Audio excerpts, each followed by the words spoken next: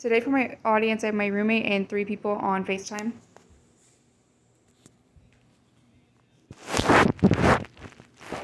What is speech or language impairment? The U.S. Department of Education, with the active idea, says that speech or language impairment means a communication disorder such as stuttering, a lisp, some sort of break in the fluency of the English language, an impairment with articulation, a language impairment or voice impairment that advertisedly affects a student's or child's educational performance. Students who have this disorder, they have a lot of challenges. The main one is social interaction. That's a big challenge for them. This has difficulty making friends and participating in group activities, which can affect their academic success because part of academic success is interacting with your peers and doing clubs or sports or just group participation. They also have their articulation disorder, which is difficulty in producing sounds correctly, leading to unclear speech, which is the lisp, or sometimes they just can't say the words correctly. The fluency disorder, though, issues like stuttering, the disruptive flow of the speech affecting social interaction, which is a big one.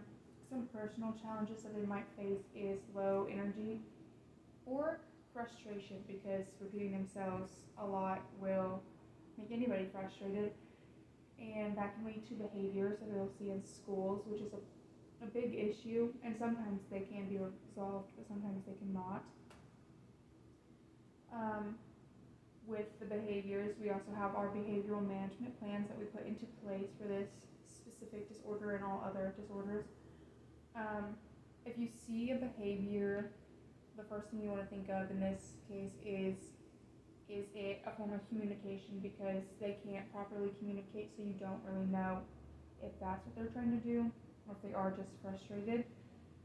So you need to respond by identifying the need of the student and not necessarily going straight into a punishment with this disability.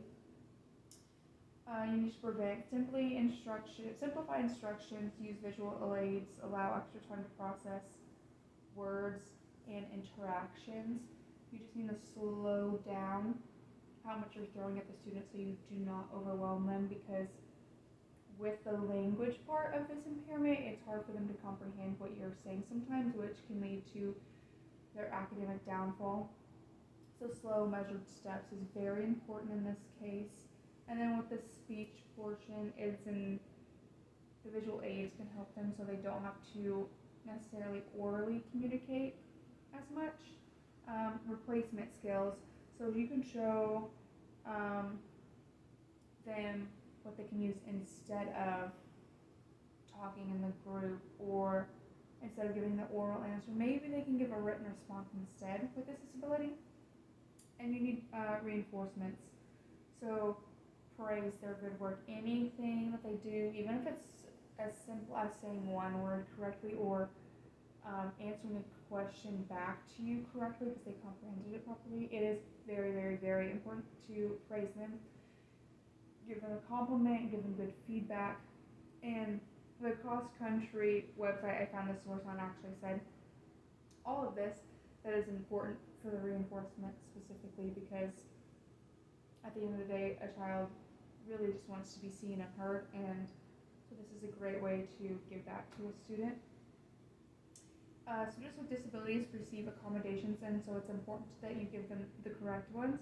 For this specific one, I would give them extra time, which is either extra time in answering questions back to you, or extra time on their assignments, so that they can not get stressed out or overwhelmed.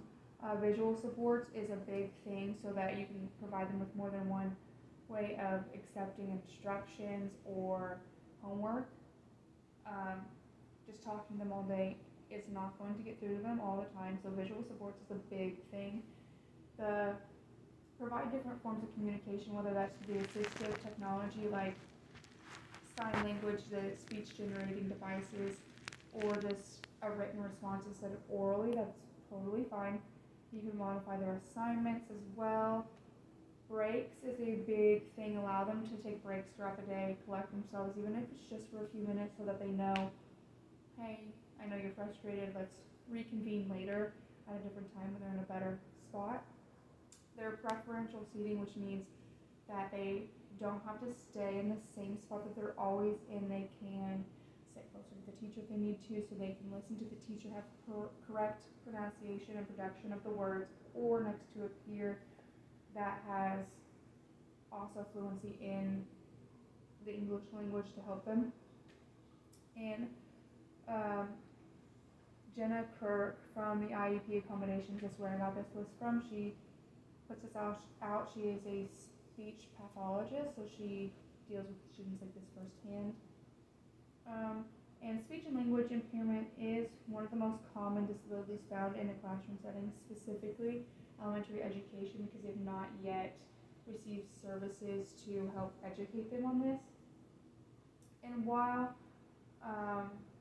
building relationships with your students is also very big in this certain aspect of school, because they have the disabilities, and so sometimes they just need some extra help along the way. Is this a disability that students will have forever? Some students will outgrow this disability.